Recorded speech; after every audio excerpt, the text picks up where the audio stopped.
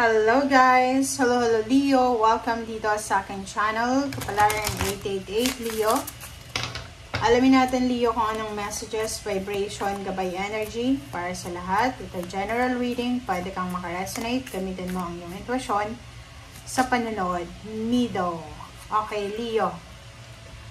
Vulnerability. Okay, dito sa first card mo Leo, this reading is for 3 months, April, May, June. Advice lang to guys, guidance. So, gamitin natin ang ating intuition. Ang first card mo dito, sinasabi ng barahan na may mga Leo dito na maraming plano kayo dati. Or plano nyo dati or plano nyo sa ngayon. Parang yung mga plano nyo na ito ay unti-unti nyo itong sisimulan. So, medyo sensitive ka. Medyo pwedeng sabihin na natin na nag-iingat ka. Parang ganyan. So, dyan sa barahang yan, sinasabi ng baraha, pwedeng maging sensitive ka, or nag-iingat ka, or sobrang napaka-slow ng movement mo. Okay. Decision making, parang ganun.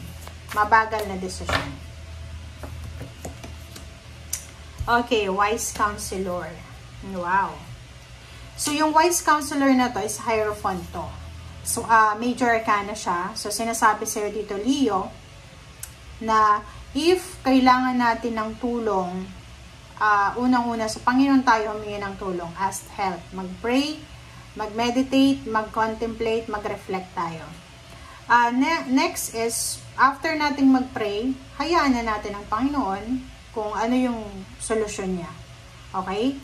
And humingi din tayo ng guidance or advice from the universe kung sino yung mga tao na pwede nating lapitan or kung sino yung mga tao na pwede nating diba, kontakin para makatulong sa atin.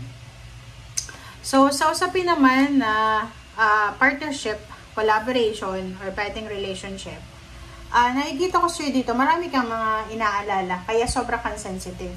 Yung parang nag-iingat ka, parang ganon. So, sa mga bawat salita na binibitawan mo, siguro this month of April, May, June, ay sobrang aware ka na ayaw mong makasakit, ayaw mong makapagbigay ng sama ng loob, parang ganon.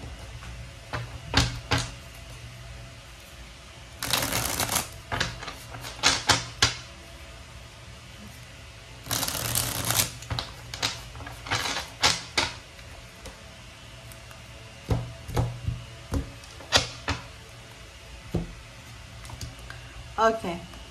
First two cards natin, Leo, it's Temperance and Ten of Pentacles. So, yun.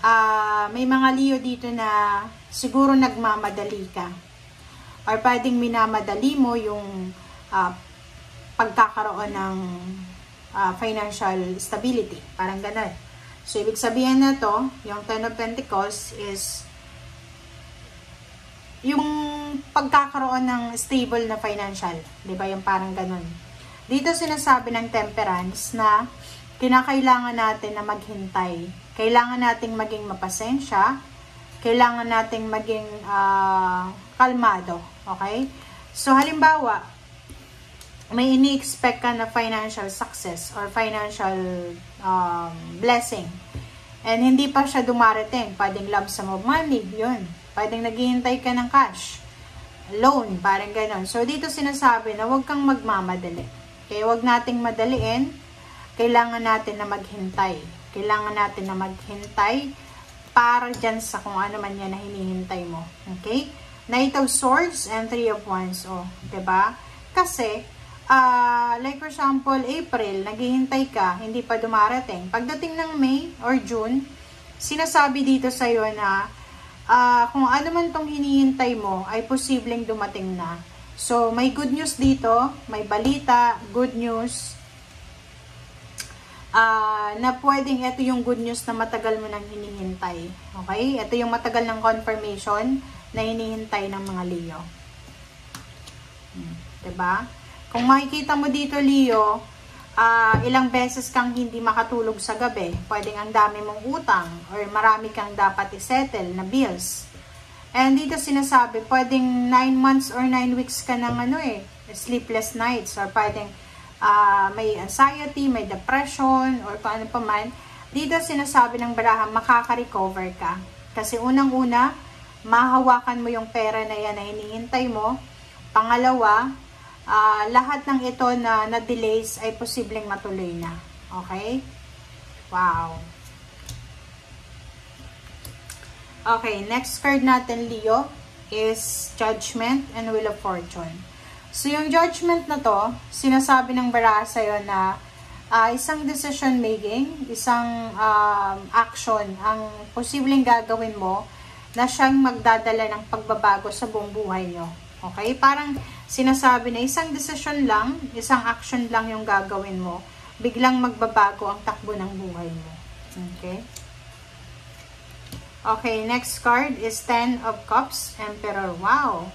Sa usaping Emperor, sa usaping emosyon, power, nakikita natin na yung couple na to, pwedeng Leo and Pisces, or Leo and other Leo, diba? Parang yung couple na yan, or partnership. Dito sinasabi na kung ano man ang partnership na meron ka, ay posibleng sobrang empowered kayo. So, ibig sabihin, ikaw, yung partner mo, o yung asawa mo, yung boyfriend, girlfriend, pero kasal to pwedeng mag-asawa to, pareho kayo na makakamit nyo or magkakaroon kayo ng financial success or emotional success or prosperity and abundance. Okay? So, nakikita ko pwedeng asawa mo, boyfriend, girlfriend, pwedeng siya ay ma-promote sa trabaho, mag-launch siya ng new business or another business. Pwede siyang maipadala sa ibang bansa, sa ibang company, ganyan, ganito. So, punong-puno ng prosperity and abundance. Okay, next card naman natin is Eight of Wands and diba? Kung makikita mo dito, Leo, ang ganda. At ang two cards na to, kung makikita mo, sinasabi na makakatanggap ka ng balita, maybe from far or near, na balita, pwedeng galing sa ibang bansa or sa Pilipinas lang. And ang balitang ito ay pwedeng siya yung maging susi para maging balanse yung salapi mo. So, siya yung magiging rason kung bakit maayos yung financial management mo. So, yung balitang yan ay posibleng siya ay parang like for example, may mga problema ka sa pera, yung balitang yan ay pwedeng siya yung makasagot ng problema mo sa pera. Parang gano'n. Okay, so the Devil is Capricorn energy and Justice. So, mag-iingat lang tayo. Mag-iingat lang tayo sa pagkakaroon ng imbalance na mindset. Yun lang. Kailangan nating pag-isipan lahat ng decision making natin. Okay? Kasi may the Devil dito Pwedeng maging baluktot na naman ang mga bagay-bagay sa mundo. So, yun yung iwasan natin.